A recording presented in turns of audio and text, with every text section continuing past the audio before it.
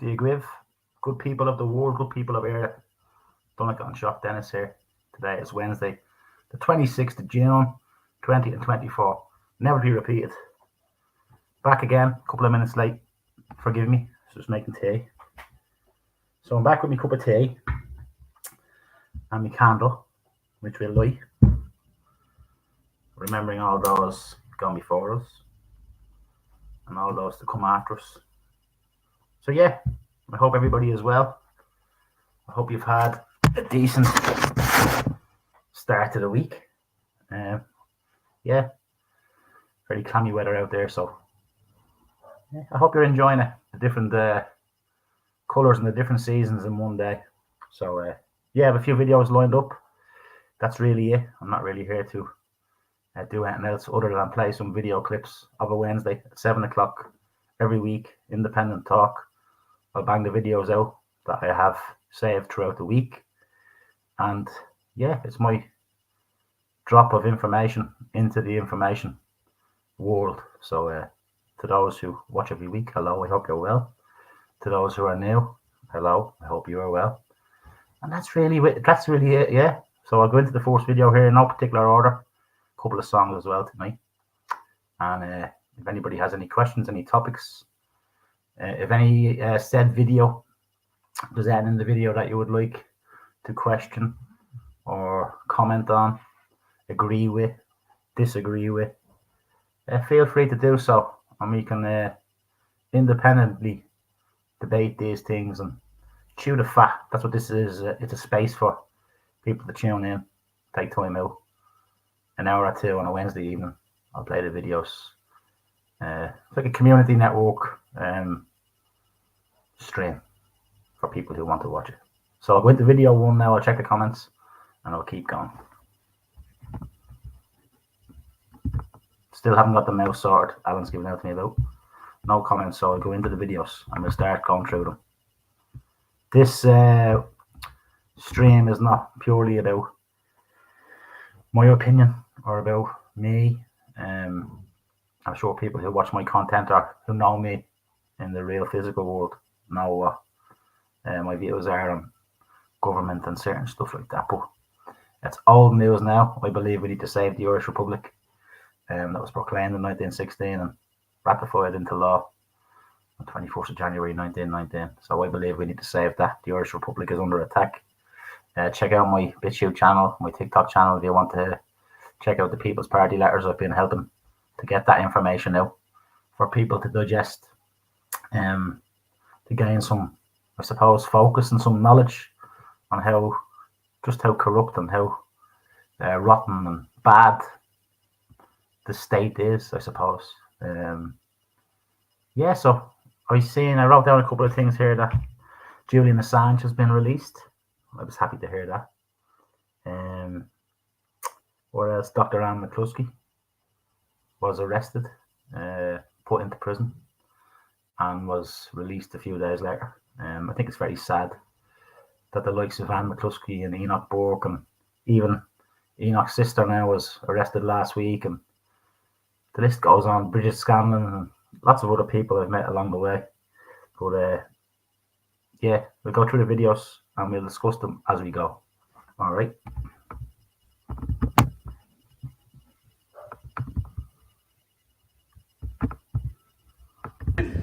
Sorry, Jerry Adams? As we encourage and promote women you have some participation and Palestinian women being here when you said participation in the in all GA levels. Club that Ireland's Irish struggle takes more of a priority over Palestinian Palestine. woman, How dare you? How dare you? Our struggles are connected. How dare you stand here when you've met with Biden, when you've met with Likud, Netanyahu's party committing this genocide? You have some brass neck.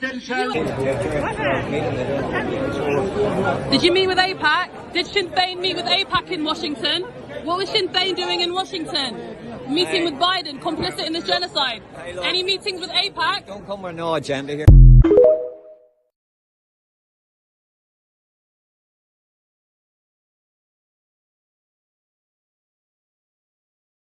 Interesting to see these things as they develop, as the information gets through to the masses, and just how corrupt all the organisations are. Sinn Féin, all the political parties, the tentacles of the state, cover-ups, set-ups, political prisoners, and it seems, Sinn Féin have been feeling the wrath of the people most recently, the last couple of years, and rightly so. And whilst I wouldn't agree that the Palestinian struggle is as important as the Irish struggle, to me it's not. It's a very, very sad thing what's happened. The war machine is a very evil thing. But to me, as an Irishman, my environment, my land, that's the main priority. Of course, helping people from real wars and stuff like that is important as well. But it's interesting to see these things. I don't know what you think about that. If you remember having a conversation with a lady in Dublin there about 4 or 5 months ago. I was meeting a chap for a chat, and we were in having a chat, and there was this crew beside us who had been at the Palestine protest, I suppose, raising awareness of it and trying to get the government to, come out and condemn it in the most honest, straightforward way possible. And we were having a conversation, and the lady was wearing the Palestinian scarves, and anyway, the conversation went on, and I said, I'm an Irishman, and she said, can you not just say you're a man? So some people don't see anything in nationhood or being affiliated or being a natural part of your own land, and they think you're just a global citizen. And whilst we are, I suppose, all people of the earth, nations do exist, and I believe ours is under attack, and ours is one of that has been under attack for many centuries. And in 1918 they got it right, I believe, and we need to go back to 1919 basically. Since that point it has all been robbed, and long live the Irish Republic. I'll keep going with the videos.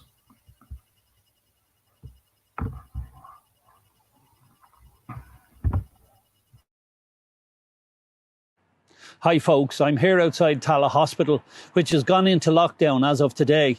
The hospital's official release states COVID as its primary reason, followed by norovirus as second.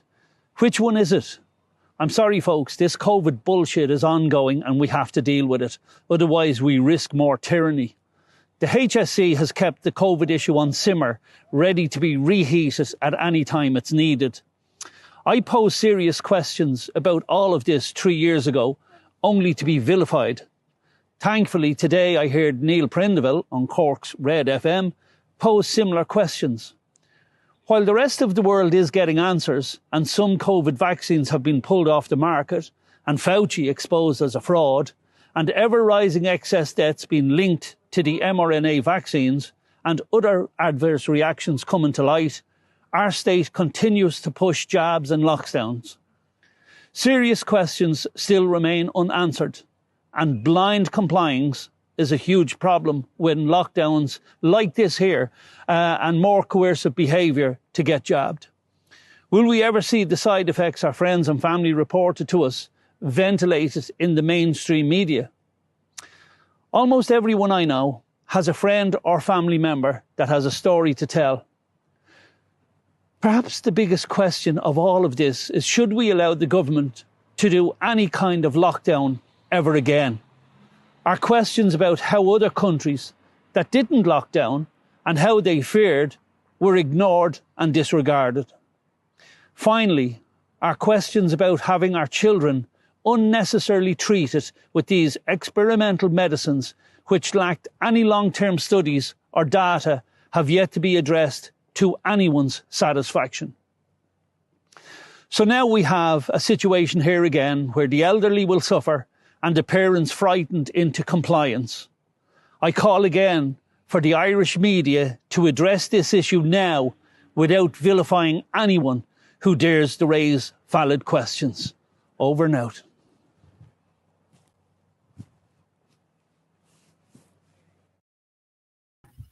Mad to think people are still existing in that world of lockdowns and closing down hospitals and restrictions on visiting and all that stuff. It's just bizarre, really, to think. And yeah, we definitely shouldn't let the government lock us down again. We should be kicking them out as a people when we eventually realise that that's what we want to do. The rest is all just white noise. We need a systematic change in the way things are done on our island. Loads of new political parties going into the same stuff, not talking about the real issues and about tearing down the system. I believe that's what needs to be done. I believe there will be a movement of nationals and allies. I hope and pray of a movement, and keep the faith. But we do not know. I just keep dropping out my seeds, and hopefully it connects me to people along the way, which it has done before. Good evening, Donica. Good evening, Siobhan McCartney. Welcome. First comment of the night. Very quiet stream. My streams generally, which is interesting. Anybody's welcome to come on and have a chat.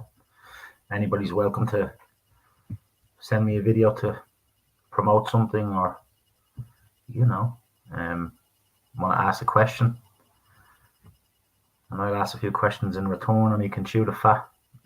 If you want. If not, I'll just keep playing the videos. So that's what I'm going to do for now. So good evening, Siobhan. Thanks for tuning in. I hope you're well. And yeah, that's really it. What is crazy? How do you define crazy?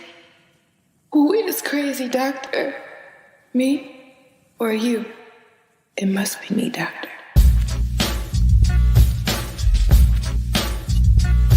Give it up for Dr. Ann. Give it up for Dr. Ann. She got bigger balls than any local man. Give it up for Dr. Ann. She might be small in stature, getting long in the tooth, but she's devoted her life to the pursuit of the truth. Be it fighting for old folk or protecting our youth, it's a pursuit that went and landed her in Hidebank Woods. Was it worth it? Well, of course it was. She'd do it again, because there's nothing more important than the truth in the end. And if we don't value truth, then what else is there, my friends? If we won't stand up like Ann did, how the hell can we end this? Cause our politicians sold it to these globalist gangsters, the World Economic Forum crew and the banksters. The people in power are opportunistic chancers. There's questions Dr. Ann McCluskey wants answered. Give it up for Dr. Ann. Give it up for Dr. Ann. She got bigger balls than any local man. Give it up for Dr. Ann. She's proudly pro-life, and I'm amazed at her fans, when the opposite would surely be the term pro-death. Life doesn't begin when a child takes a breath. It begins when the sperm fertilizes the egg. And as the father of a beautiful boy with Down syndrome in a country where right up until birth you can kill them, I stand with Dr. Ann against this normalised slaughter being pushed on young girls, on our sisters and daughters. See, I've never met a person who's as fearless as Ann, and I've never met a person who keeps going like Ann can. Slandered, suspended, censored and banned. They interned her, but guess what? Ann's still doing grand. So give it up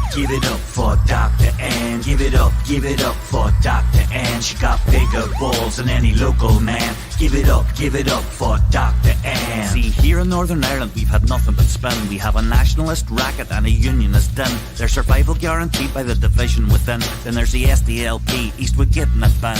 Look at me, I'm fighting for dairy. Unless there's a big bad virus that scares me, then I'll push a vax pass to eat, drink or be merry. John Hume will be turning in his grave, let me tell you. Look at me, I'm as woke as can be. I wear my N95 when I'm taking the knee. There's over 70 genders, and if you don't agree, then you're an anti-vax, bigot, transphobe, neo-Nazi. It's high time we made ourselves immune to the noise and throw some proper weight behind an independent voice. All the others are castrated by the party line, whereas Ann just has the interests of the people in mind. So give it up for Dr. Ann. Give it up for Dr. Ann. She got bigger balls than any local man. Give it up for Dr. Ann. Give it up for Dr. Ann. Give it up for Dr. Ann. She got bigger balls than any local man. Give it up for Dr. Ann.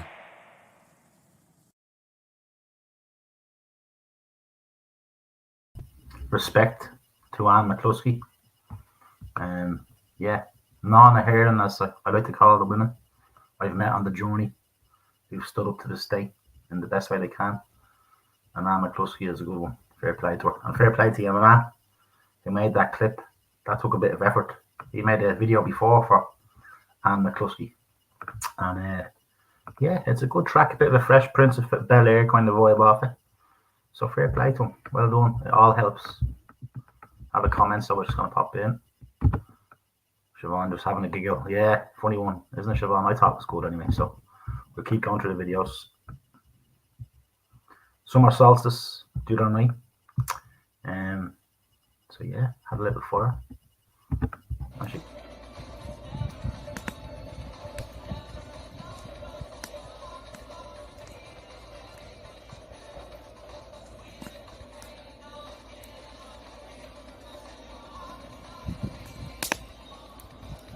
Summer solstice 2024, never to be repeated. Sending love out wherever you were. Remember those come before us. Long live the Irish Republic.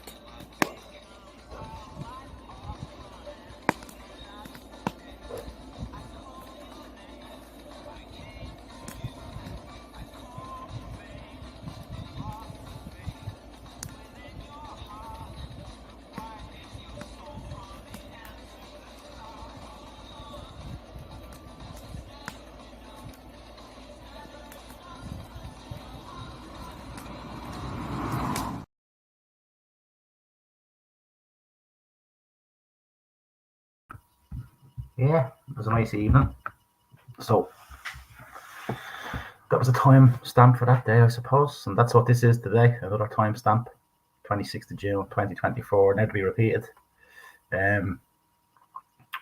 Yeah, a few short videos now. I'll pop through a few quick fire videos around the 1 minute mark or less. So have a little look as I'm going along, and I'll pop them out, and then I may play a song.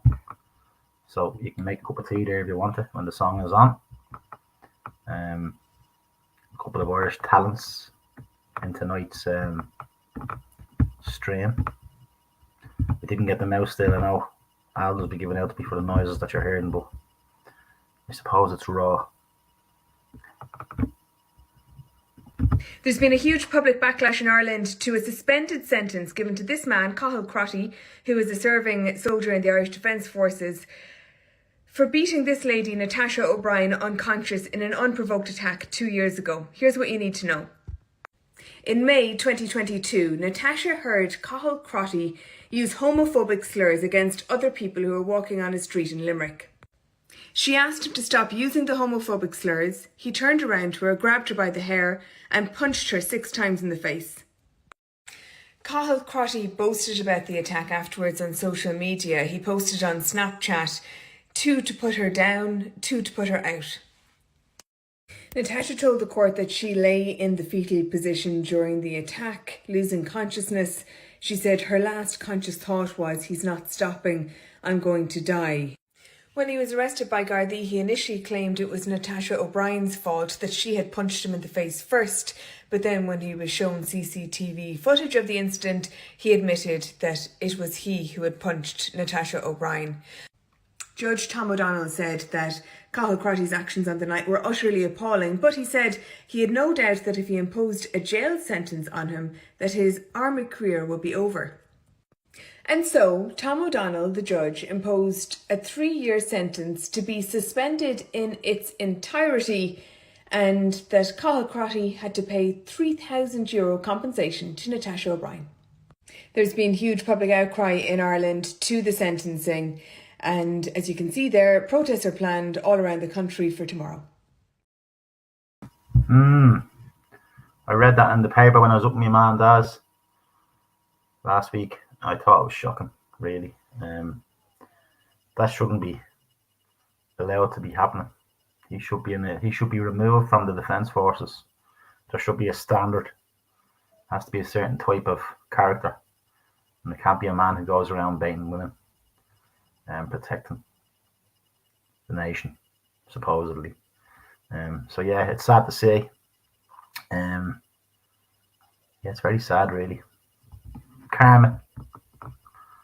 what goes around comes around and all that stuff.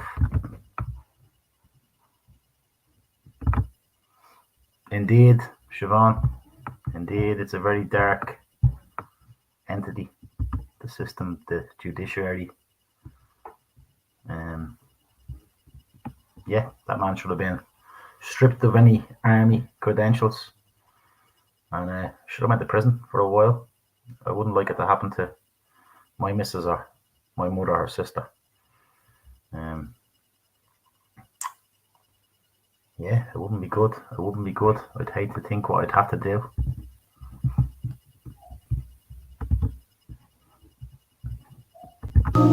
When you feel so tired but you can't sleep, stuck in reverse,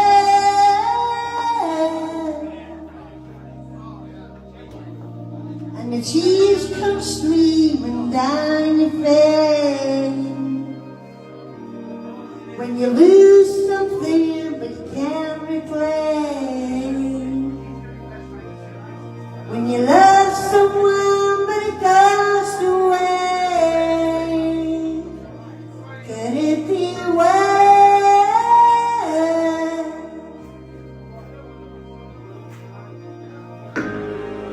Lights will guide you home and ignite your bones, and I will try. Huh? It is a good song, in fairness. Fix You by Coldplay. Very talented man, Chris Martin. Very talented man. Should check out his stuff on the piano solo. It's lovely. I remember watching Damien Dempsey one night in Vicar Street, and he said there are no wrong notes when you're singing from the heart. So I thought I'd give that man a spin. I don't know, but yeah, light-hearted as well, you know. And I'll play a music song. This is a chap called David Keenan from Dundalk. He's a talented boy. This is his latest single. Check him out on social media if you want to. He tours around the place. He's good. He's a good talent. A swaggling stick, you carry it quick. Tired up and looking fine. I'll persevere and wait in line to hear what it is you've seen. The tattoo on your chest makes me want one of my own. We flew the nest when we were bold enough. You know the rest, we talked before and said too much. Power is reaching a place where no one needs to know I'm empowered. I'm alive now, I'll strive now, that's more than enough. Radiate a smile, cause we're only here for a short while. And I don't wanna miss a day, cause I'm missing you. Larry is heavy-handed and gets in your space. The space invader is deaf in one ear. Scudders is still sculling bags of Galahad. Oh, I wish I'd Galahadn't last night. The crowd roars and soars, the crowd soars, the engines roar, pyros flash, smokes, choke, dead joke. He doesn't pay his child support, but he never misses an away game. Why you all dressed the same? All the young men are wearing black on black with black trims. Speak suicide as a closing remark, then disappear into the darkness and the glow of their own hopes, glories dashed and redeemed. Radiate a smile, cause we're only here for a short while. And I don't wanna miss a day, cause I'm missing you. Radiate a smile, if we're only here for a short while. No, we don't wanna miss a day, cause there's so much we must do. How can I put this in the best way? Mully is a nice man. I don't mean to be reductive, but what's wrong with being nice, man? Or decent and humble in a way he inspires the young to take their feelings and then weave them into a tapestry of song. Louise is slight but carries herself like a giant. She walks in the footsteps of Bridget and Era, writing her own myth. A she sees through the bullshit, and the little ones look to her as an icon that leads them into the light. People rush and push, everybody's rushing and pushing and vying to be heard. There's this song that was sung at the Battle of Verdun. It went like, who will we try when there is nothing to be won? Radiate a smile, 'cause we're only here for a short while, and I don't wanna miss a day, 'cause I'm missing you. Radiate a smile, if we're only here for a short while. Now we don't wanna miss a day, 'cause there's so much we must do. An embrace so tight it asphyxiates the lungs. Then I look into my eyes that says, I know I've lost, I've done my share of bringing beauty into this world, and my share of hurting beauty in the process of it all. Give me a ring, a rosy. Here's a locket you chose for me, I chose you. There's a belly load of butterflies in this tune. Now let's release them, let them play amongst our rhythms and our blues. Radiate a smile, 'cause we're only here for a short while, and I don't wanna miss a day, because I'm missing you. Radiate a smile for the ones who built the bonfires, hope and love and laughter when the odds seem stark. No, we don't want to miss a day, 'cause there's so much we must do.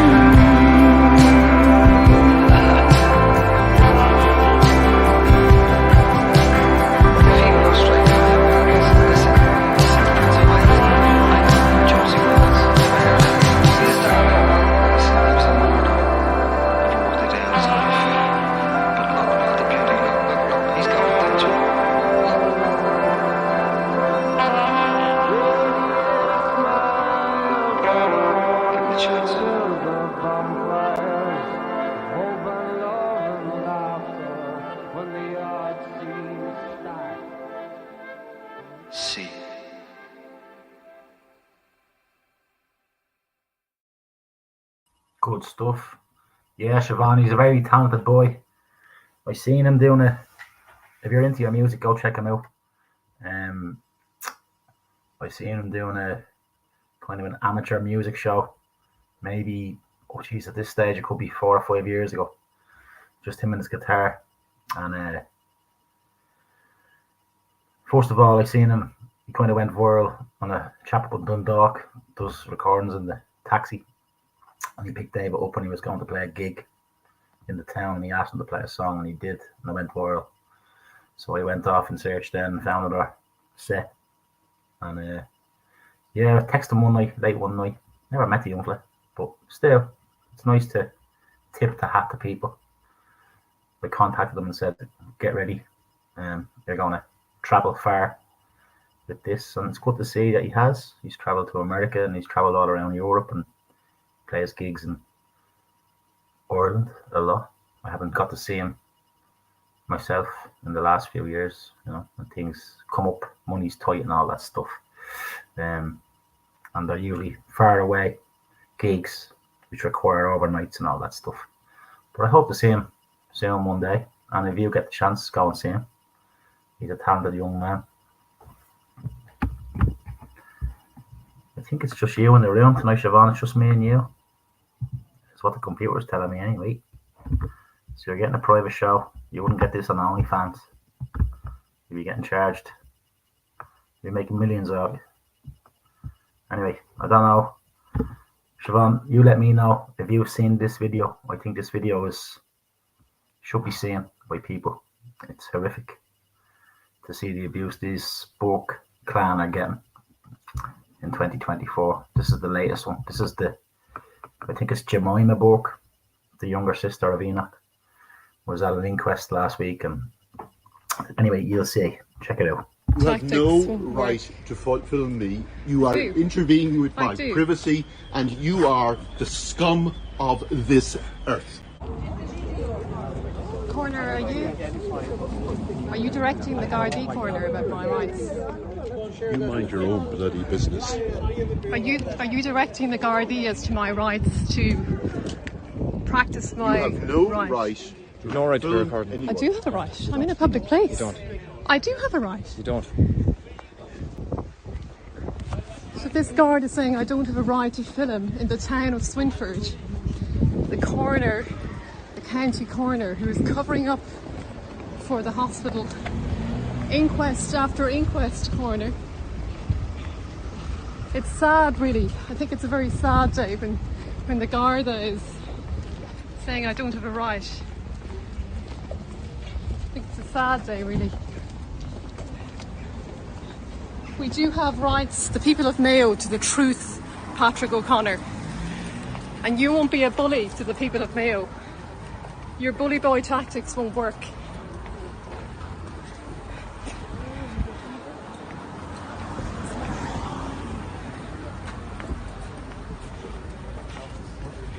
Cursing to me outside the courthouse.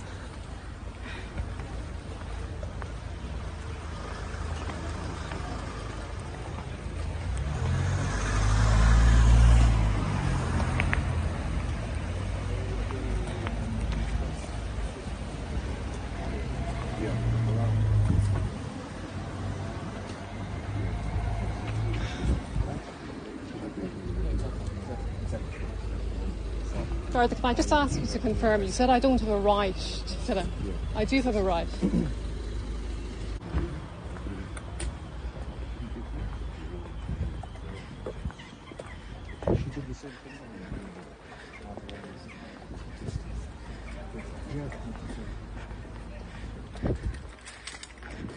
Your bully boy you tactics. You have no won't right work. to film me. You are intervening with my privacy, and you are the scum of this earth. You'll stand before God, Mr. O'Connor, and give account for your wickedness. And you too, guard. It's a sad day. Shameful.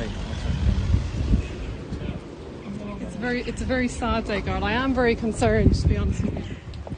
We have the legal team here coming down.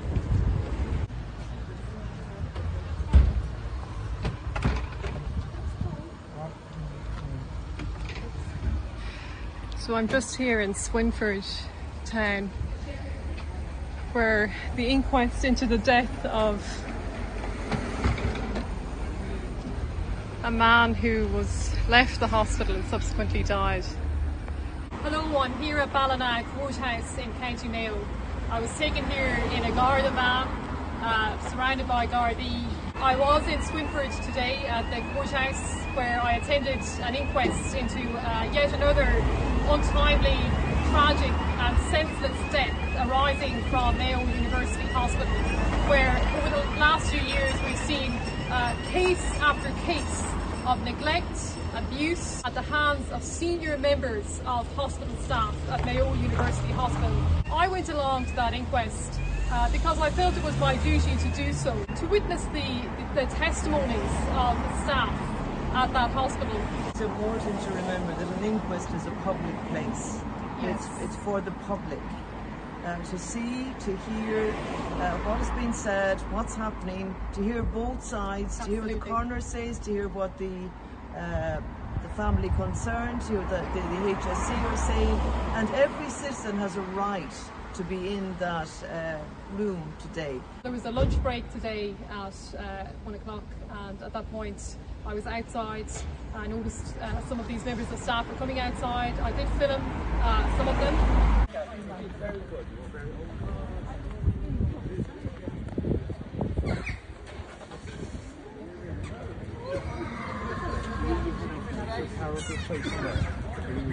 Doctor, do you have anything to say about the gagging of the staff? If you want to move on, then you go to your car. Do you have anything to say about the gagging of the staff at Mayo University Hospital? Dr. Porrick O'Leary and the nurse who was on shift that night. Would you have any message to the people of the county? And the coroner noticed this he went towards the guard who was also outside, and he gesticulated in my direction, and he said to the guard, "She has no right to film." And at that point, the guard approached me and said, "You've no right to film, put away that camera." I must say that the coroner became very angry and agitated. He cursed at me, he shouted at me, he made very derogatory comments about who I am and what I represent. And there were other members of staff around hiding their faces. One, the woman who was responsible for the hospital that night, when she saw the camera, she put her bag up to her face. And I just have to say, that really did concern me. It does concern me when these people are hiding their faces. It's a sign of guilt. Pat O'Connor is now instructing, and has been, we know that from some years ago, he's instructing the guards what to do. Because he talked to the guards, and then the guards come to you and they charge you. Yes, so what happened then was the guard approached me on the street. He came out of a coffee shop where he had gone in, and he just came swiftly up to me and he said to me, "You are under arrest." And a Garda car pulled up. I was bundled into the Garda car. I was brought then from Swinford to Ballina courthouse. I was on my own in the back of a Garda car, and brought to the Garda station first in Ballina, thrown into a cell. A couple of hours later, brought to the courthouse here in Ballina. I was completely by my own. There was nobody else in the courtroom. Only there was a short phone call, and my family arrived about 20 minutes into the case, where the judge said, he made a very strange decision. He said, "I'm going to proceed now with this case immediately." I was subsequently convicted of threatening, abusive and insulting behaviour. The guard who arrested me and charged me was Garda Porrick O'Connor, and I put it to him, well, what was that behaviour? He made it very clear. He said, "You were filming these people as they were leaving the courthouse." And the judge then, he made a very serious statements really when he made his ruling. He said, "You weren't a member of the media or press pack, and you weren't friends of these people." No doubt about it from the start, working together with the guards and the coroner, the HSE, all together. But we have rights. You have a right to film. You have a right to stand there respectfully, and that's what you did today. You filmed those people coming out of the court that work in that hospital. Senior members of staff at Mayo University Hospital, which is run by the HSE. Yeah. So that's what they do not want you to do. And when all is said and done, no matter how many people lose their lives in under the care of the HSE, Castlebar Hospital is what we're speaking of here at the moment. It doesn't really matter.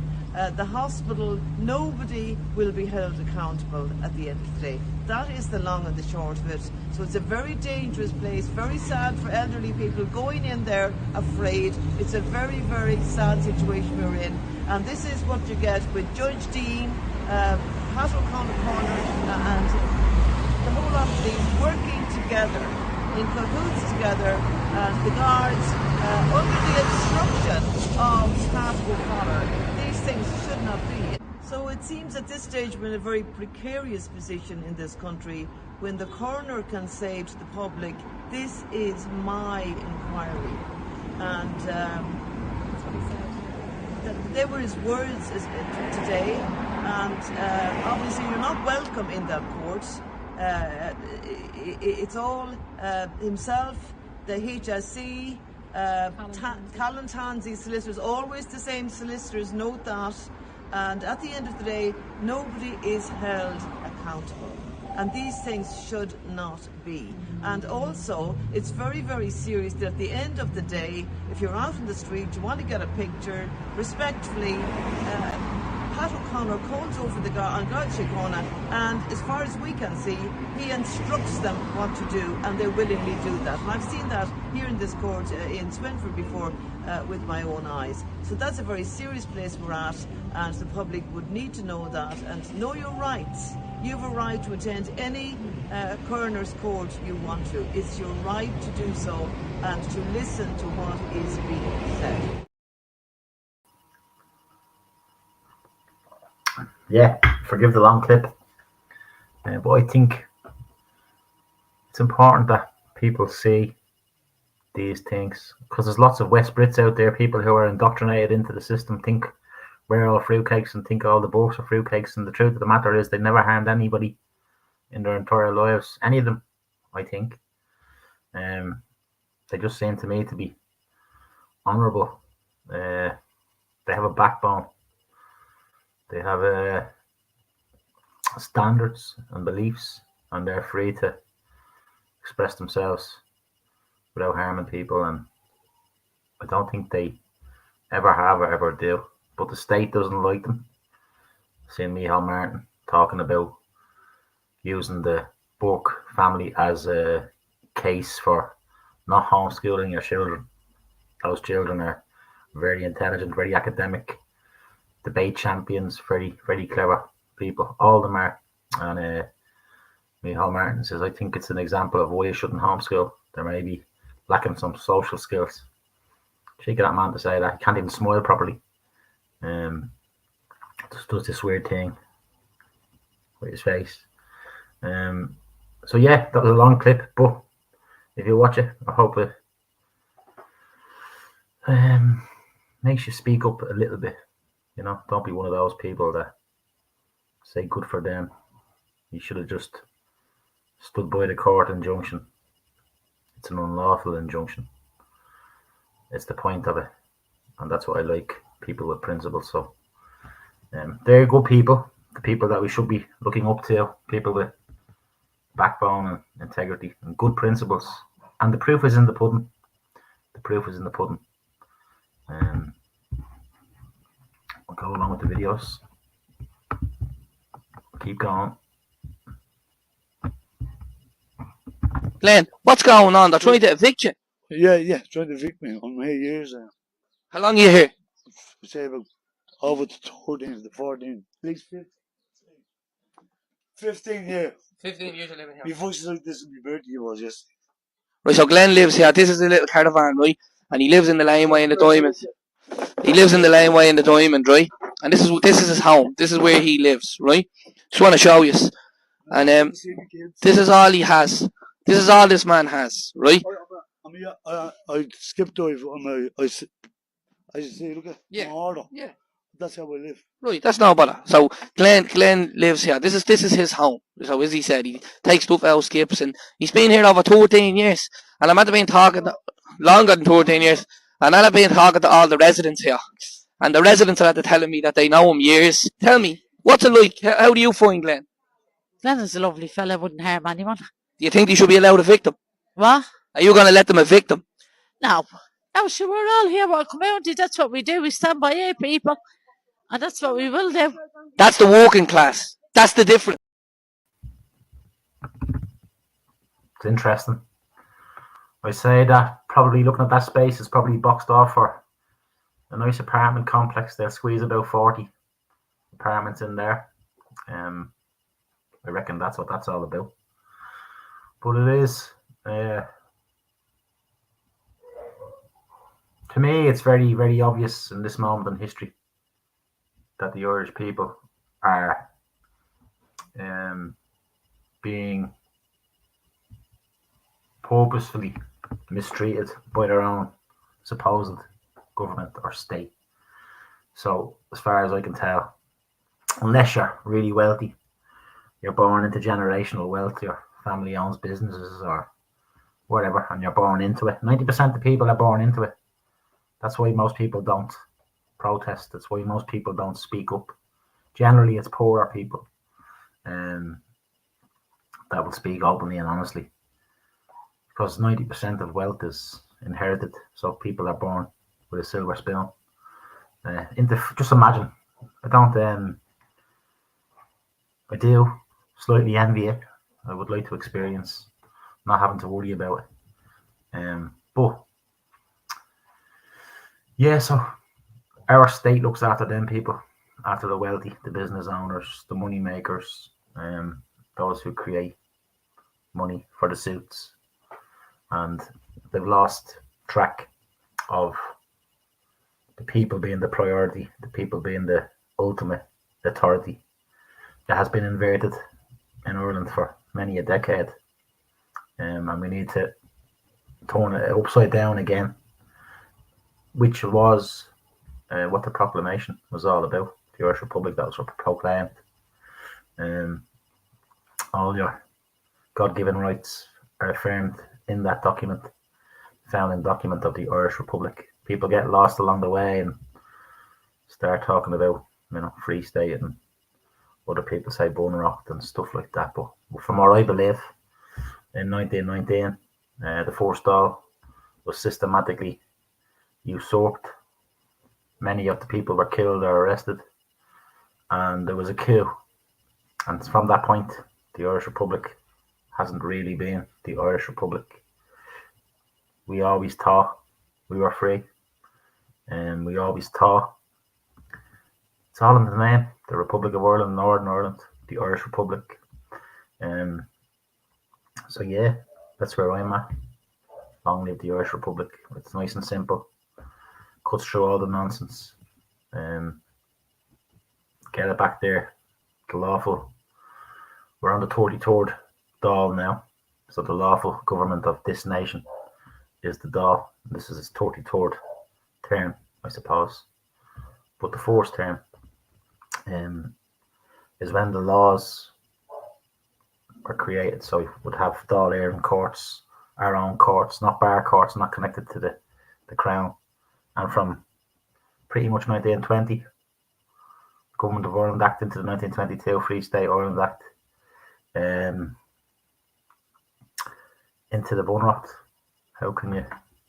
It's a British court. It's a bar court. It's an unlicensed court. It's not the Dáil Éireann courts. So how can the Constitution be ratified if it's not in the Dáil Éireann courts? It's a bar court.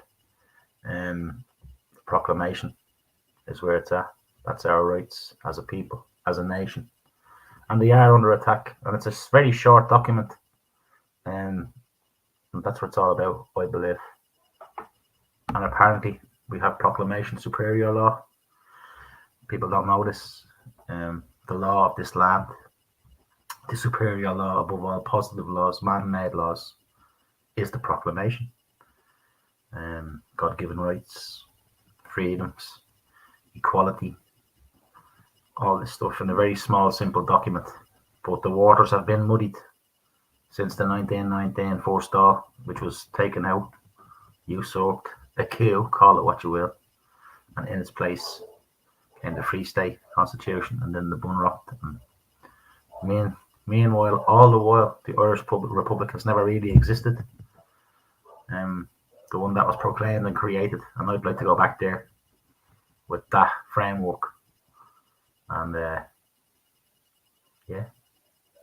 save the Irish Republic. I think it's that simple. And nobody seems to be going that way. Lots of people, lots of groups, and lots of new political parties are staying away from the main issues. And the main issues are, we've got a corrupt, criminal state that needs to be brought down by the people and the law of the land, which I believe is 1919, the proclamation of superior law. That's it in a nutshell. The rest is all just confusion, and I believe a lack of focus on the real thing. Everybody just wants to keep arguing, but the Republic is being suppressed for 105 years now. It's never really had its chance to blossom, as I see it. And I think we can do that lawfully if enough of us decide that that's what we want to do. We will see.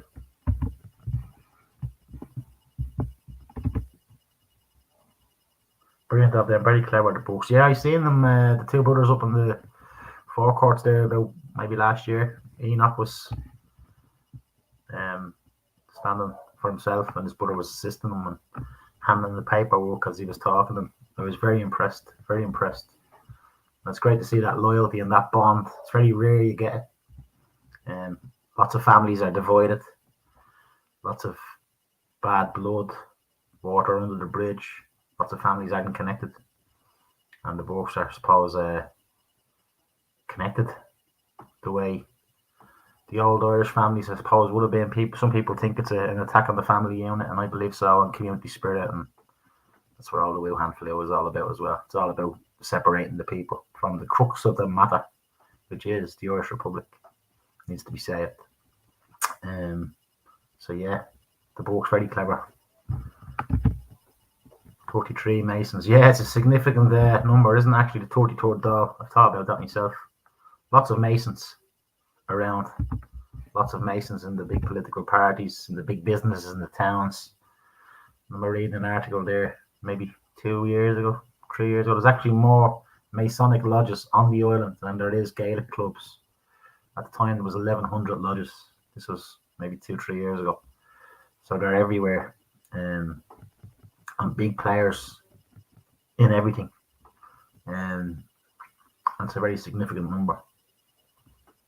And it's another hole for you to go down if you want to go down that one. But they do exist.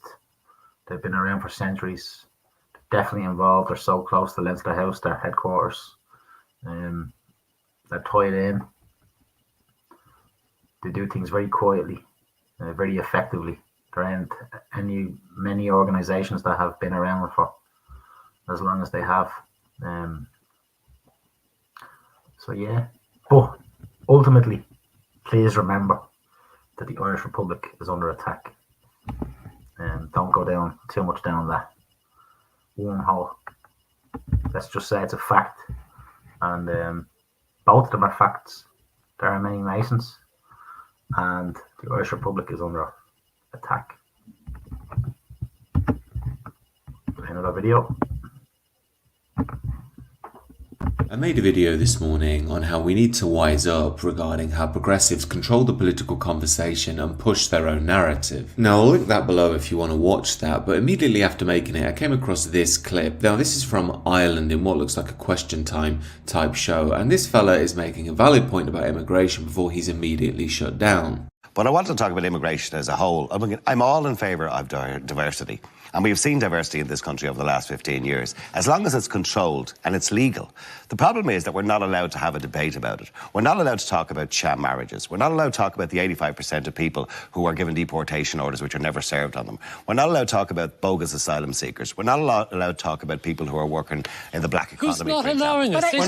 Now, just as they interrupt him, I want to make a couple of important points. Number one, do you see how he starts by stating that he's pro-diversity? This fella has to do this, as anyone in any European nation does now in mainstream political discourse, to show that he can pass the liberal purity test, to even have a say on the platform. So as much as the rest of the panel screech and holler, this is the first way the liberal elite control the conversation. Unless you're pro-diversity, you won't even be on the panel. Yet in modern European political discourse, being pro-diversity isn't enough. You have to be actively pro-mass immigration and never point out any of the downsides of mass immigration and multiculturalism, lest be called hateful. So guess what's coming up? Comments like that are the things that incite hatred. See what I mean? And I really, see what I mean? This is what you're dealing with. Honestly, do you see? This is the nonsense that you're dealing with. Now hold on. There's an accusation. No. I allowed you to speak. You just accused me of incitement to hatred. No, but you spoke and I kept quiet and I allowed you to speak. That is not incitement to hatred. But you should allow me. No, just let her. No, you should allow me to speak. Not when she's going to make accusations like that. Now, I think this fella defends himself quite well against this African lady, or should I say New Irish, before my channel gets taken down. She has no right to call him hateful. This is exactly how they control the debate. And then when she says to him, I listened to you, so you should listen to me, she totally ignores she's smearing him, and he never did that to her. Because when you want to have a debate is that you look at all sides. But what you have tabled now is bogus asylum seekers. Absolutely. It is, you've labeled all of that. I said I was in favour of diversity. Do you understand? And you have not labeled the people who are of migrant descent who are paying taxes. In December alone, I know how much taxes I did at the very start.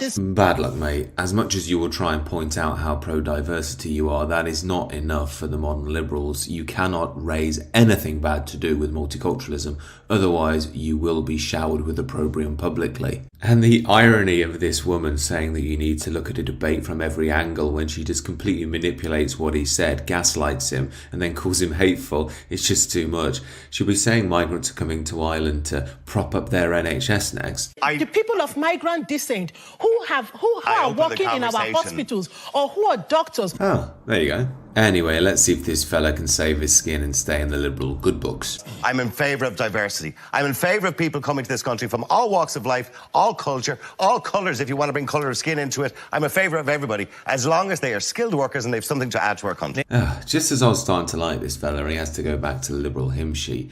Why do we always have to pay deference and bow at the altar of diversity? What is so good about it? As I've said for about the 100th time on this channel now, being wary of mass immigration and diversity doesn't make you evil or hate-filled. It doesn't mean I hate anybody. However, that we can't even suggest any alternative models of social, political, economic and cultural organisation shows that the liberal elite have got total control in our society, and they police that with their attack dogs who call you all sorts of evil names if you even dare question their ideology. This is why the first step to getting out of this madness is moving away from the progressive liberal frame of things and moving back to a traditional understanding of life. These are just my thoughts, however.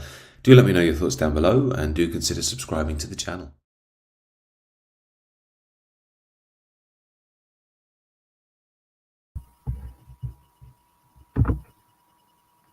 It's an interesting haircut Niall Boylan has. Is that a wig?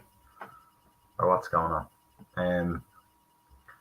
Yeah, it's not rocket science. You've got to have controlled immigration. You've got to have controlled immigration onto any island, anywhere in the world.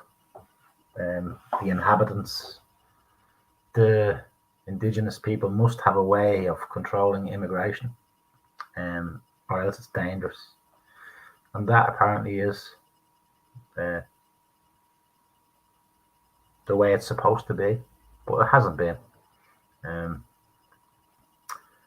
You've got to have control of your immigration, or else you're in big, big trouble, as we can see, as other people can see all over the world again. A new wig, is it?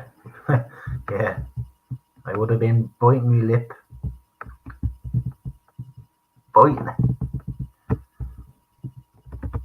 Yeah, I'm gonna play, let me see. How many videos I got left? Let me see. I have 1, 2, 3, and a song and the national anthem. So what I'm going to do is I'm going to play this one.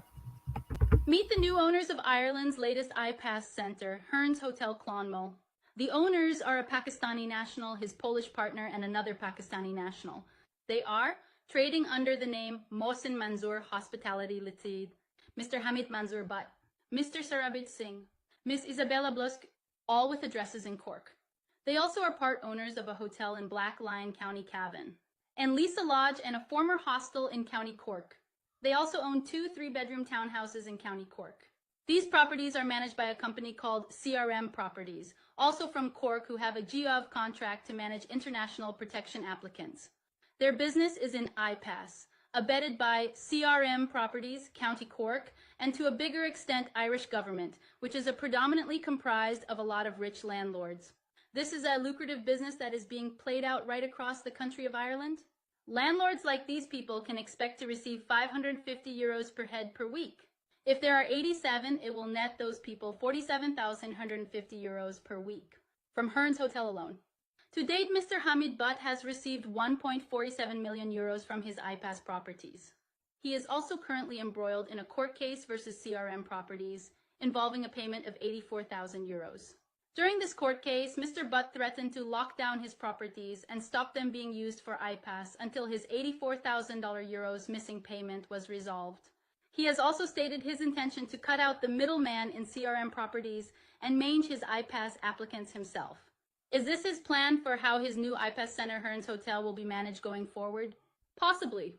What we do know is that the current nightclub attached to the Hearns Hotel property called O Cafes was included in the sale, and business documents show it is no longer affiliated with its previous owners. It is now solely in the control of Mr. Butt and his associates. They have applied twice to have the nightclub allowed to operate while the adjoining hotel is used as an iPass center and have been denied twice. They are going to try it one more time. While this iPass center has not been populated with the new residents yet, the nightclub has been operating as normal. I would strongly urge that people now boycott this business, given what its owners are going to do with the hotel imminently. We all know what the fundamental meaning of iPass is at its basic level. So why support the people behind those businesses? Cash cow. Biggest transfer of wealth in the history of mankind. Don't forget that. The wealthy are laundering billions and trillions while all the economies of the world apparently are going down the Swanee. All those in the suits are getting wealthier and wealthier and wealthier. Big, huge transfer of wealth. And you want to play... This is a video I seen. It's Pierce Doherty and Sinn Féin talking about the Migration Pact, doing a full U-turn. And it's very interesting that it's actually Pierce Doherty who is reading this. I think Mary Lou may get pushed out soon. Either awfully stupid or awfully cunning and evil, one or the other. I would be more hoping that she's awful stupid, but the family connections in the pharmaceutical companies and all that LGBTQ industry, and the property industry and the political industry and the corruption Féin industry. I think she may go soon. Fine Gael have changed to Harris. Ryan is gone. They'll put in someone else there. The Soc Dems have a very good politician there, a good young Irish, stereotypical politician. Holly Hearns, is that her name? Soc Dems, maybe. Predict they'll try and push her into a high position soon. So they're changing the guard. Ryan will go. Martin may go. I see. Is it Michael McGrath, finance minister, is going to Europe for a €300,000 a year job. Maybe I have the name wrong there. I don't know. But yeah, we've got changing of the guard. New actors, new words, new ideas. Pierce Doherty didn't write this letter. I'd love to know who wrote it. It's interesting that it's an empty doll. That should have been read by Mary Lou McDonald maybe 3-4 years ago, maybe. If things were going, if Sinn Féin were genuine, you know. But they have been asleep at the wheel, or else very devious and cunning. We will find out in time. But yeah, it's interesting to see the full swing, and there will be a general election soon. Still haven't heard anything of any collective of the national or nationalist or new political parties coming together.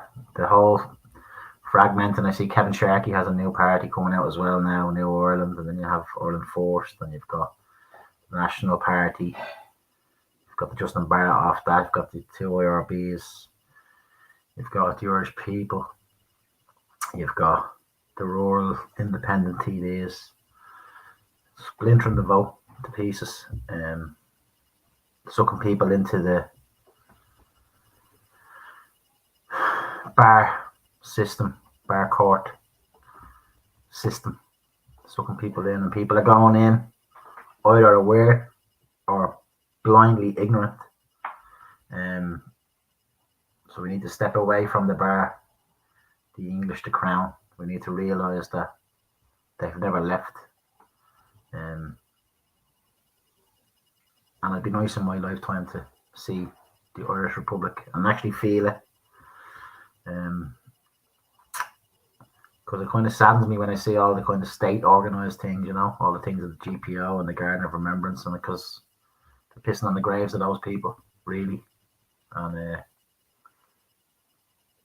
yeah, it saddens me.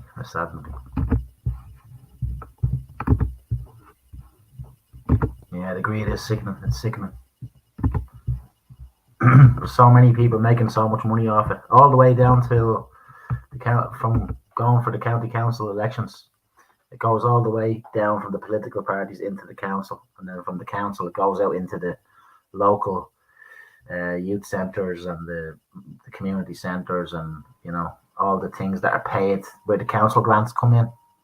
So the council supports and finances all the little groups in the town, keeps it nice and cushy, and the businesses in the town, they're the priority.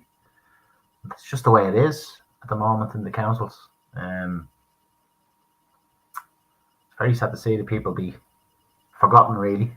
The elderly, the isolated, the teenagers, those who are struggling with their sexuality, those who need some community interaction. There is not much, bar the council operated and the council funded things. The Vineyard, the Sheen.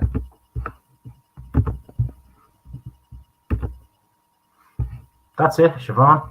Irish Republic forever. Long live the Irish Republic. That's why I try and simplify it. Was doing the area calls and the stand with area,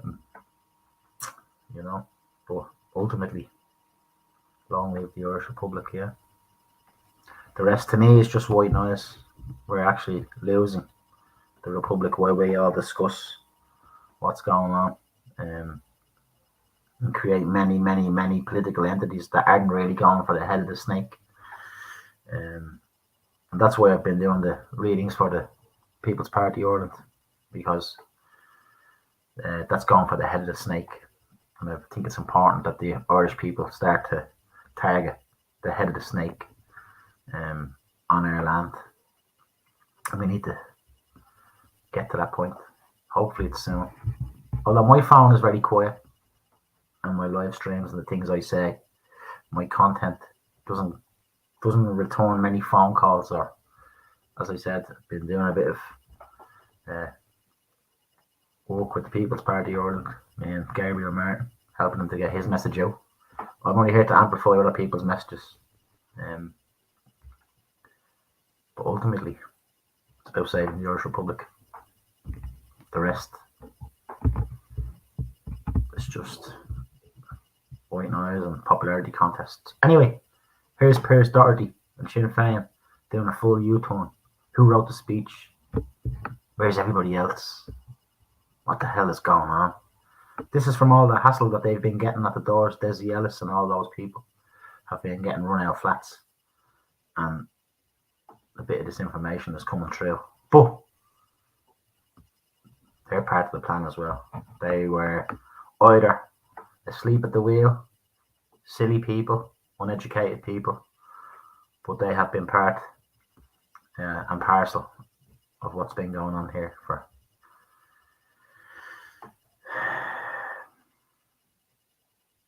decades. So Sinn Féin is MI5 infiltrated. It's not the Sinn Féin of yesteryear, and these people, this information is coming out now. So these people, the next batch of Sinn Féiners will know, hopefully, and will step away from that party and join the new movement, whatever that is. And it's Ireland first, and it's Ireland forever. And that's, we are the most charitable and the most hospitable people in the world. We're known for it. It's a fact. That's never been in doubt. We're special people, but we need to get control of our state, tentacles of state. Here's a comment. Who's this? Let me guess. Is it Siobhan? It is. Boom, boom. There's a day on the 1st of July on Bunrock. We'll be there, our real Independence Day in the Phoenix Park at 1 p.m. No, I won't be attending that one. Too many snakes in the grass for me, to be honest with you. And I'm coming from a different place now. I think it's muddy in the water. We need to get back to the proclamation. We need to save the nation before we celebrate the Constitution. You know, we need to save the nation. We need to save it quickly. And if it can help get people along the journey, I was there myself doing the Bunrock, you know, spreading the information. And it's a factual book. I will not deny it. Of course it is. But I believe it's a bar court book. You need a court to ratify and enact a constitution. So I believe in 1937 that was a bar court. And I believe it wasn't even enacted in 1924. So it's an invalid court.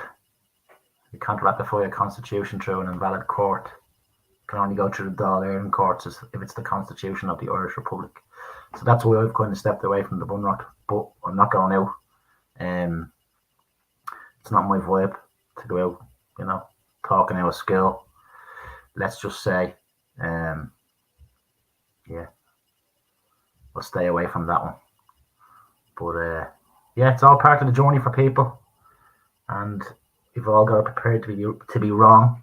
Some of us are right sometimes, some of us are wrong sometimes, but we need to get to the crux of it.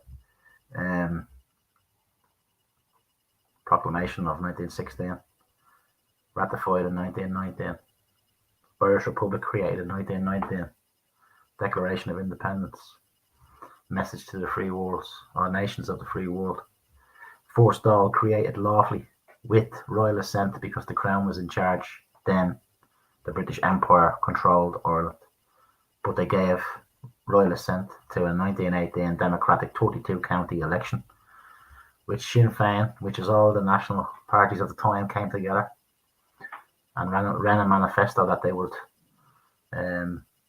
if elected, they wouldn't go to Westminster and they would create their own government, parliament, call it what you will, in Dublin. And they romped the election. So that's how it came into existence. The lawful. That was the resetting of the jurisdiction that people speak about. This is what I'm led to believe. This is what I believe. The jurisdiction changed. Independence Day is not the 1st of July. To me, Independence Day is 21st of January 1919. So it's 21st of January. That's when we became independent from the Crown. In law, in international law. And the proclamation was ratified as superior law above any positives. So the proclamation, your rights are in there. Your rights as an individual and as a people is in the proclamation. And from the moment that the first Dáil came into existence, it was outlawed, it was prohibited. The state came down on them, locked loads of them up, killed loads of them. 1920, unlawful government of Ireland act against the wishes of the Dáil. All unlawful.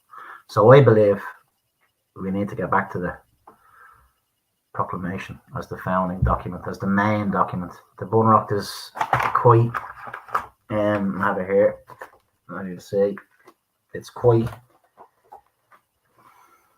how can I say, detailed.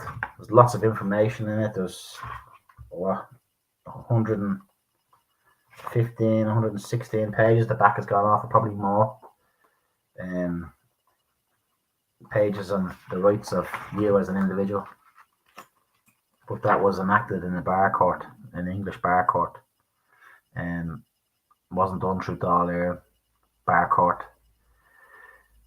It is basically 116 pages long, written in Gaelic and English.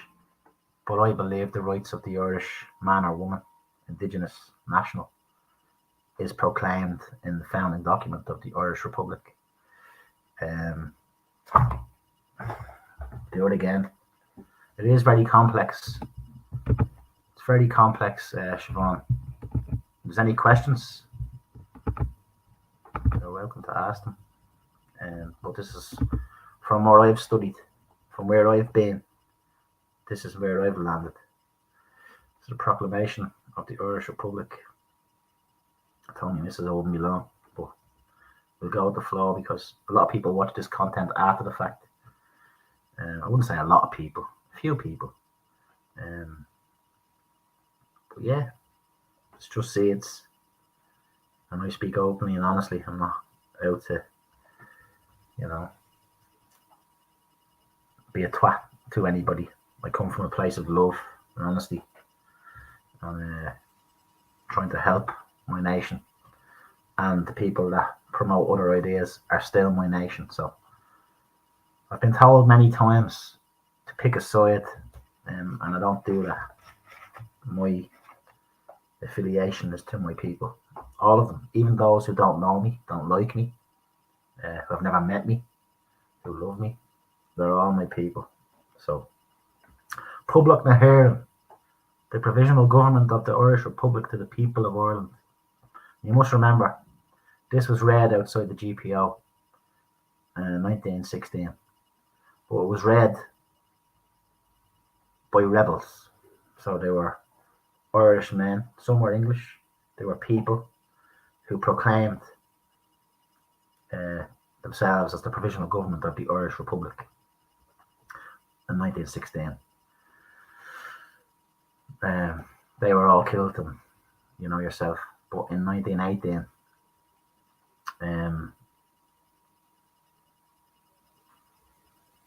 the elections were ratified by royal assent, so they were lawful elections. So the manifesto of the people in 1918 was to create the Irish Republic, I suppose.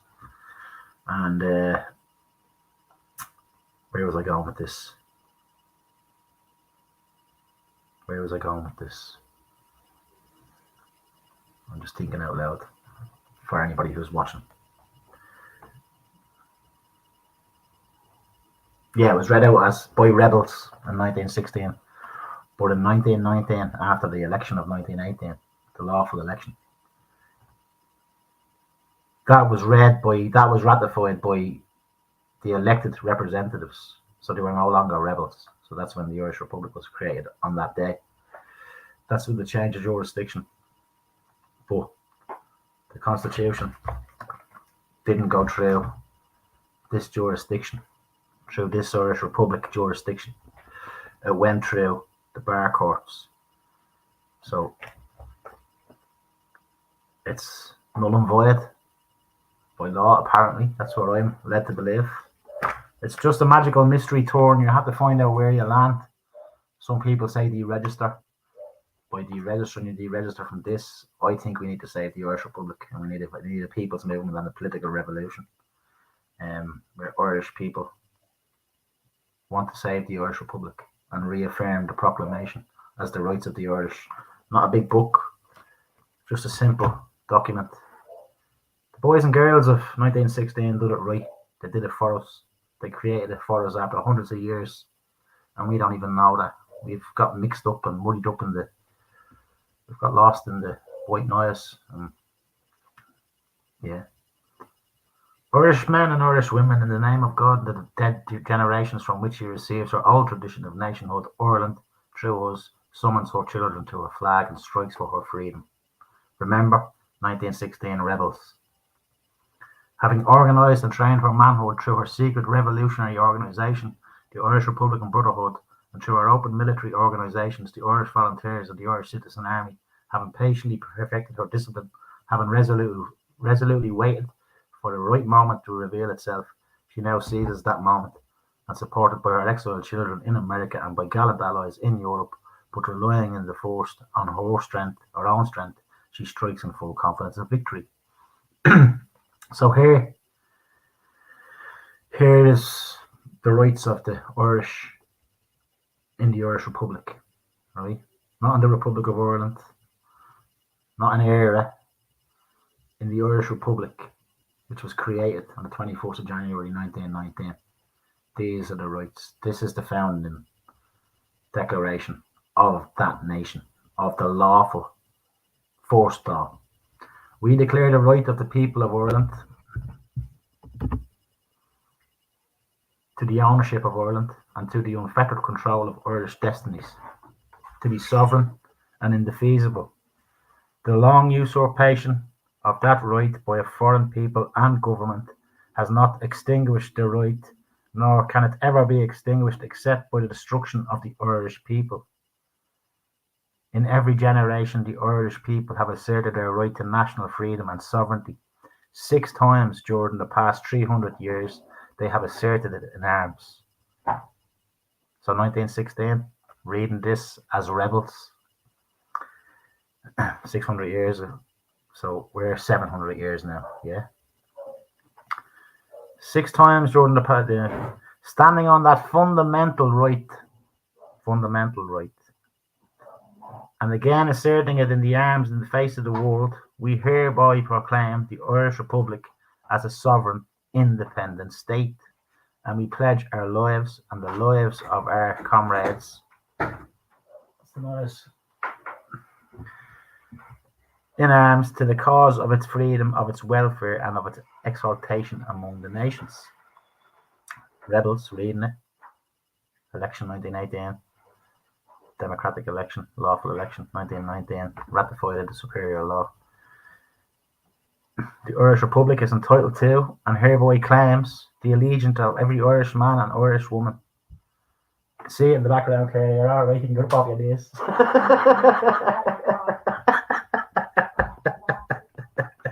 It's raw. You're all right. Classic. It's like that dude. Whenever he's doing the interview, this child comes in and the baby, the minder. That's classic. The Irish Republic. Now I'm talking to you, Siobhan. Listen to this, right?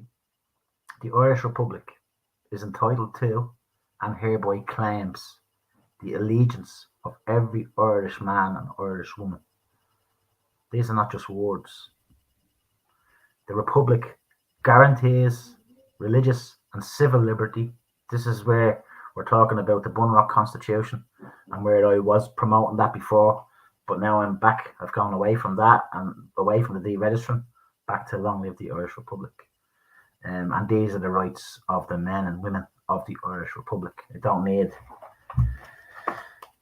your bar court book. You need your Dáil, superior law, ratified above positive law proclamation. For these are your rights as the individual who is birthed into the Irish Republic. So these are your rights. Again, we don't need the book. The Republic guarantees religious and civil liberty, equal rights and equal opportunities to all its citizens, and declares its resolve to pursue the happiness and prosperity of the whole nation and of all its parts, cherishing all the children of the nation equally and oblivious of the differences carefully fostered by an alien government which had divided a minority from the majority in the past, i.e. sectarian violence, orange versus green, manipulated Irish man killing Irish man through manipulation and misinformation and tactics of war used to drum up hate and fear and unease and anxiety and unhappiness. So until our arms have brought the opportune moment for the establishment of a permanent national government representative of the whole people of Ireland and elected by the suffrages of all her men and women, the provisional government hereby constituted will administer the civil and military affairs of the Republic in trust for the people. I don't believe this government in place today is a representation of the Irish Republic. We place the cause of the Irish Republic under the protection of the Most High God, whose blessing we evoke upon our arms, and we pray that no one who serves that cause will dishonour it by cowardice, inhumanity, or rapine. In this supreme hour, the Irish nation must, by its valour and discipline, and by the readiness of its children to sacrifice themselves for the common good, prove itself worthy of the august destiny to which it is called. So the people who signed this declaration in 1916, the rebels, by their valour and discipline and the readiness of its children to sacrifice themselves for the common good, those men knew They were sacrificing themselves for the likes of you and me, who would live in the Irish Republic, that would break free from the crown. It's a very powerful document, and I think we need to reaffirm it. That's just my belief. Now, if you want to go down the Bunrock route, you can. It's a very, very, very interesting, very... yeah, Siobhan, that was funny, wasn't it? Live. It's a comedy show as well, you know. It's raw. It's open to people coming in and having a comment. It's a few videos, a bit of music. And yeah, so I'm not telling you what to do. It's just where I've landed. A proclamation man, me. Irish Republican man, me. Not bar court. Dáil Éireann courts. Our constitution, if there were to be one, should go through the Dáil Éireann courts. It shouldn't go through the Royal Bar Court. No. And our rights are in the proclamation, enshrined as superior law of the nation, the Irish Republic, above all positive laws. So we need to get to that point. Stop talking about deregistering and all that crap, and get people to realise we need to save the Irish Republic. Right, so I hope that helped you, Siobhan. I don't really get to talk to too many people about this stuff anyway, but that's where I'm at, and I think all the rest is just white noise. So yeah, keep an eye on the People's Party. Have a check out of the website if you want, thepeoplespartyireland.com. Check it out if you want to. Some letters in there, and we'll see how it goes. Hopefully that message ripples and people realise just how rotten the state is, and we can try to dismantle it as a people. That's the dream. And right so many wrongs. Here's Pierce anyway. Jesus, I went on a rant there, didn't I? Listen. What we're debating here today is whether Ireland should opt into fully and wholesale the EU Migration Pact, and Sinn Féin's position is crystal clear: we should not. It is not in Ireland's interest. Ireland and Europe have seen a significant increase in migration rates for a number of years. In 2019, the number of people applying for international protection in this state was less than 5,000. The number last year was over 13,000, nearly tripling it in the space of 4 years. By the end of last month, 107,000 PPS numbers have been issued to the Ukrainian beneficiaries of temporary protection. And how migration is managed, or indeed mismanaged, impacts almost every facet of our economy and our society.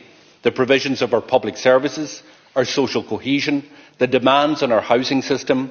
And this year, the number of asylum applications is likely to be in the region of 25,000.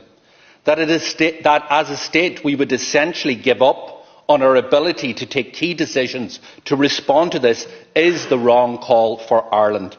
Why would we opt into an EU pact that would not allow us to depart from ordinary procedures regarding supports and accommodation should our asylum system become overwhelmed without getting approval from the EU? A loss of sovereignty, restricting the state's ability to act and to respond quickly.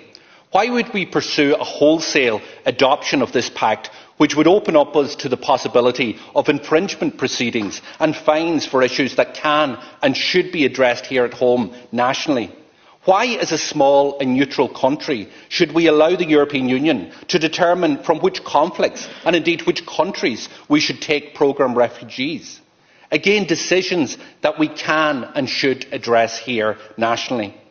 We can create and manage a fair, efficient and enforced migration system without a blanket and indiscriminate opt-in to this EU pact. Our current asylum system and migration system is in crisis. This fact is no better illustrated by the spectre of tents pitched across this city, or the sight of a poor, vulnerable woman taking water from a bucket from the River Liffey to use for her personal use by her tent. As I've said, in the region of 25,000 asylum applications are expected this year. If last year's trends continue, then 62% of them will have their asylum applications refused by the International Protection Office. That's over 15,000 refusals, determinations that they're not entitled to refuge here in this state. Yet those who are refused in the past and those who will be refused in the future wait months, even years, to be processed or notified of the refusal, and then there are genuine questions as to whether these decisions will ever be enforced. While so many, on the other hand, vulnerable people fleeing war, fleeing persecution, who are entitled to protection here, face unacceptable conditions in this state. The Irish people, I believe, Iascaigh Comhairle, are a compassionate people. Our values are those of decency and fairness, and that is what people want to see. But the reality is that decent and compassionate people are questioning the fairness of the system that is currently operating. And is it fair that individuals who are only a few euros above the medical card threshold are denied it and the entitlements that it provides, while certain people on temporary protection beneficiaries gain automatic entitlement to it regardless of their income, regardless of their employment status? These differences which are being made are undermining social cohesion. Where housing and accommodation are in such short supply, the government have created a system where some temporary protection applicants have greater access to private rental accommodation, with landlords getting €800 tax-free from the state by renting out accommodations to beneficiaries of temporary protection, providing more money to them than they would get if they rented out in the private market in many areas across the state. It's built in an incentive for landlords to accept one over the other when the housing need of both are acute. And with nearly 4,000 additional rental homes being provided to beneficiaries of temporary protection so far this year, an additional 1,000 each month, you can see why more and more people are questioning the fairness of this, that this is provided regardless of income, regardless of employment status. And how can this do anything other than create competition, resentment and inequality where our already dysfunctional rental market exists? And these are only hairline fractures in the government's asylum and migration policy. But the deeper cracks in the system are leading to inhumane conditions for the vulnerable and creating discord within our communities. Instead of addressing these failings and creating an immigration system that is fair, that is efficient, that is enforced, we now have the prospect of government taking a leap into the dark with a wholesale opt-in to this migration pact. There are only two elements of this pact that are in Ireland's interest to adopt. Returning those who seek to make an asylum application here to the first country where they sought international protection and the solidarity clause, and also sharing the fingerprint database. And I'll finish on this. The Minister wishes to portray this pact as the solution to our problems, when in fact we can do much of what it provides right here, right now. This is the wrong decision, an all or nothing approach which will restrict our ability to determine our own migration rules, binding us to regulations that will undermine our sovereignty and lead to bad outcomes. It should be for an Irish government to decide on the key pillars of our migration system. So signing into this migration pact wholesale and outsourcing our immigration policy to the EU is not the solution. It is not in Ireland's interest, and it should be rejected here in the Dáil.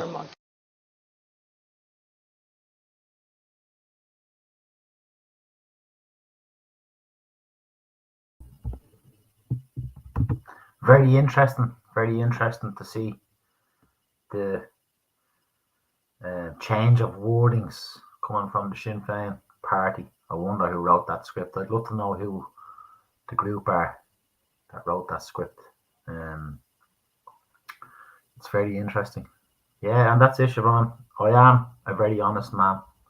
That's one thing I do pride myself on, is I like to be a bringer of honesty. I don't like lying to people. I like to speak the truth. Sometimes, as my dad says to me before, he says people love a good waffler, someone who plumaz them, and a chameleon. They love them. But honest people, they generally, don't have too many friends, because not many people like to speak total honesty. I don't like speaking. I don't like filling time with nonsensical conversations. Yeah, I do my thing. I have my people. I have my life. I would like a political outlet to put my activism into, an honest one and a righteous one, and that's what I'm looking for. Something to put my energy into, a movement. If it's not a movement, it's not for me. I'm not for protesting anymore, traveling around the place, protesting, and getting jip off people as well for that. But not only that, if it's not building something, if it's not meeting, if it's not building, every gathering should have something building. But it's loads of little. It's like the Gremlins. When people drop the water onto the activism movement, think of the Gremlins, the film where they drop the water onto the gizmo. He starts popping. That's what's happening in the political domain now. The Gremlin has been wetted with the knowledge and some knowledge, and it started to pop. That's the activism movement, but it needs to remain focused if possible. But yeah, I do try to be honest, and I do love my family and my country, my people, and I try to operate in that realm as much as possible. And I do these videos for that reason. It's my outlet. And if you want me in the real world, you'll have to contact me. But that's it. Other than that, this is my outlet. But I'm hoping to be involved in a political, societal, cultural movement. I hope to be a transparent one with a clear focus. Long live the Irish Republic.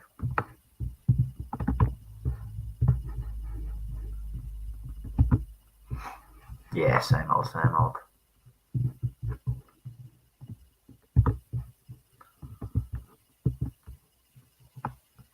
Right, I'm going to play a song I'll play for my missus, who made an entry earlier on tonight. That was funny. I enjoyed that. This one's for her and my mother and my sisters, and for you, Siobhan. And as you say, I say, it's all about the love. And this song is a love song, and it's such a beautiful song. Nice to hear you in this here. Are you hearing it in the... Actually, that's same here. Yeah.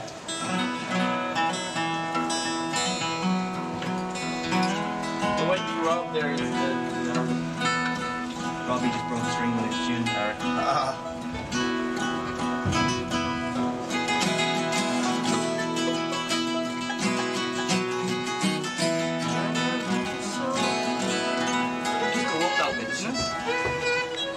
Would you, I noticed last night in practice, man, you just didn't sing. I forgot, I just came in late. It's really annoying. And stick with me on this one. Yeah, that harmony you do is really important. Oh, sorry, that's I think. 1, 2, 3, 1, 2.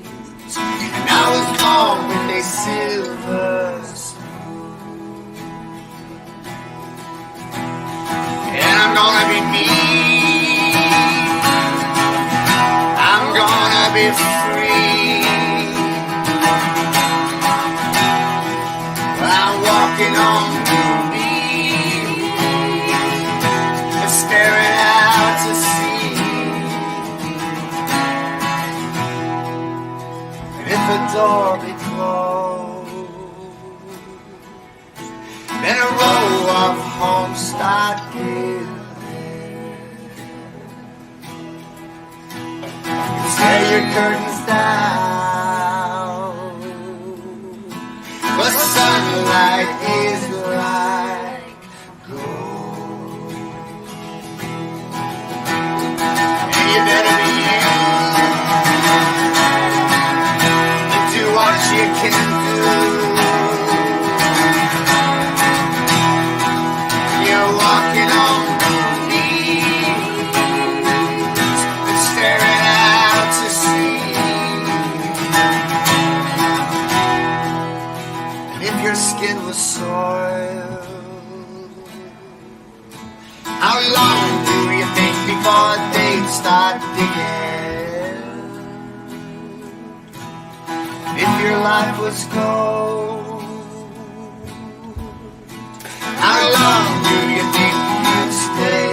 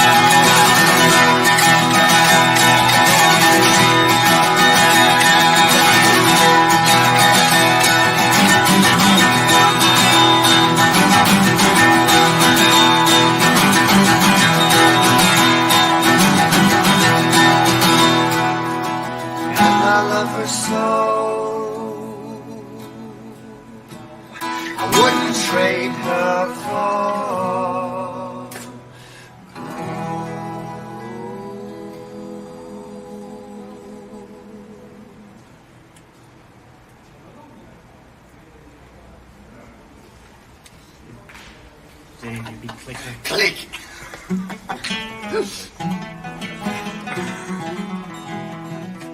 All right.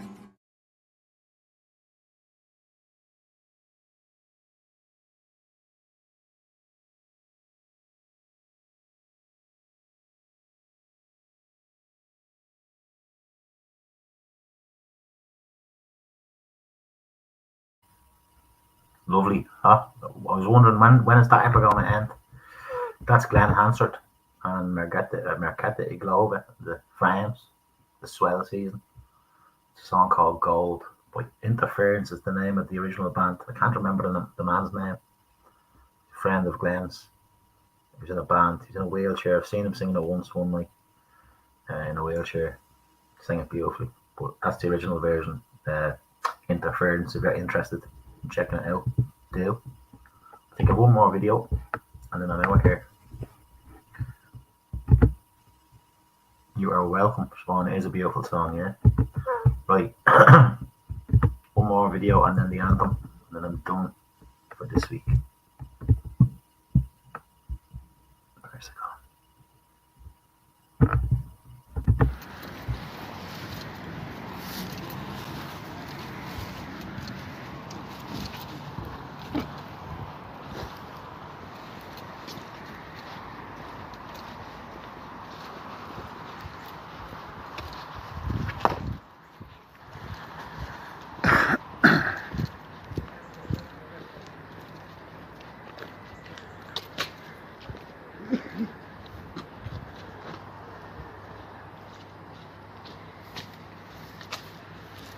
Where's the camera? Nice. Are we ready?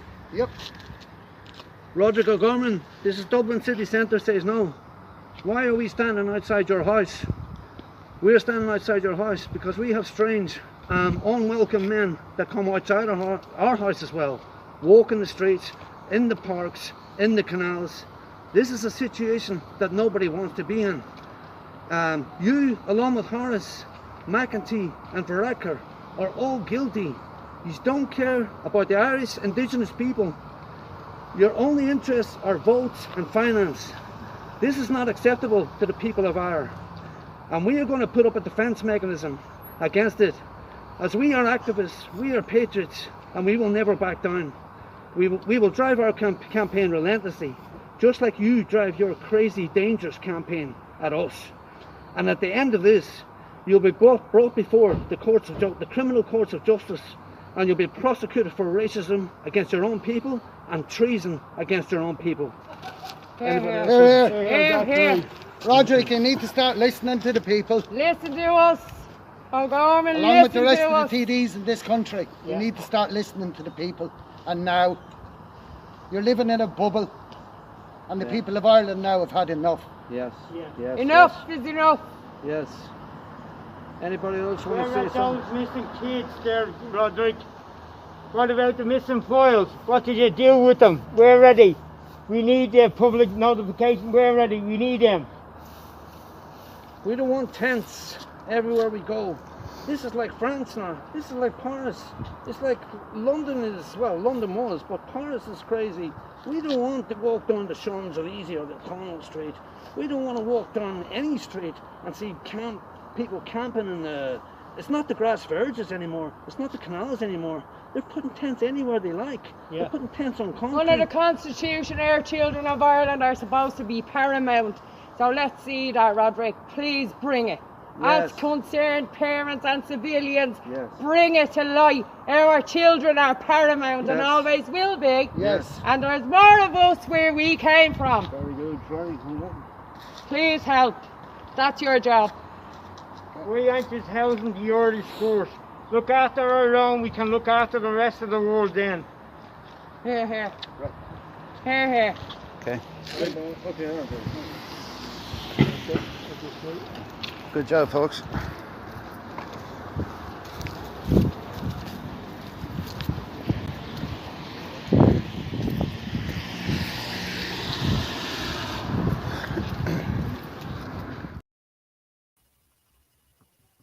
True story. He needs to be removed from office as well. A bad egg has been given ample opportunity and must be aware of how upset people are. We must have a political movement that speaks that message, is not afraid to say it. Head of the snake. Right, that's me. I'm going to finish with the anthem. And if you want to share this, you can. If you come after the fact, hello, I hope you enjoy it, and I'll see you soon. Much love to all. Siobhan, thank you. You're like the fish and Jerry Maguire. Thanks for coming to me. Otherwise, I'll be talking to myself again. Long live the Irish Republic. Take a moment and have a listen.